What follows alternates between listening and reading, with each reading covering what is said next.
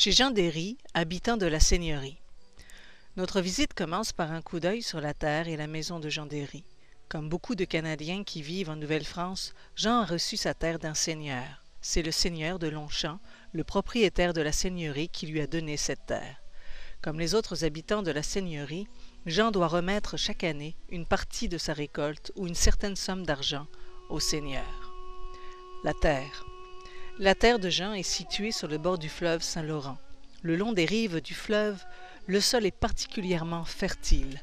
Quand Jean et sa femme Marie ont reçu leur terre, la forêt recouvrait presque tout. Il a fallu défricher la terre pour y construire une maison. Heureusement, d'autres habitants de la seigneurie ont aidé les Derry. Jean peut chasser sur sa terre. Il rapporte souvent du lièvre ou de l'oie sauvage. Il peut aussi pêcher dans le fleuve ou les rivières de la seigneurie. La maison familiale. Entrons maintenant dans la maison de la famille Derry. Elle comprend une salle commune et 2 petites chambres. C'est dans la salle commune que la majorité des activités de la famille se déroulent. 9 personnes vivent dans cette maison. Jean, Marie et leurs 7 enfants. Vers 1745, les familles comptent beaucoup d'enfants. Souvent 7, 8 et même 12. La maison a peu de fenêtres car elle laisse entrer le froid. D'ailleurs, les vitres sont rares vers 1745 et elles coûtent cher. Pour les remplacer, on utilise du papier épais recouvert de cire. La plupart du temps, la maison est sombre. Quand c'est nécessaire, on éclaire la salle avec des lampes à huile ou des chandelles fabriquées avec du suif ou de la cire d'abeille. Le suif est de la graisse animale.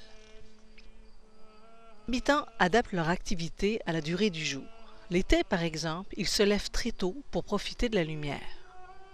L'âtre. Arrêtons-nous quelques instants dans la salle commune, près de l'âtre. À l'époque des seigneuries, le feu brûle très souvent dans l'âtre, car on en a besoin pour faire de la cuisine et réchauffer la maison. Heureusement, le bois ne manque pas en Nouvelle-France. L'hiver, on installe un poêle en fonte devant l'âtre. La chaleur se conserve mieux ainsi. La salle est la seule pièce de la maison qui est chauffée. C'est près de l'âtre que la famille et les amis se réunissent lors des veillées. Jean et Marie sont des gens sociables et accueillants. À certaines occasions, ils reçoivent d'autres habitants. Pendant ces veillées, on chante et on joue à des jeux de société comme les cartes, les dames et les dés. Le four à pain. En sortant de la maison, remarquez le four à pain.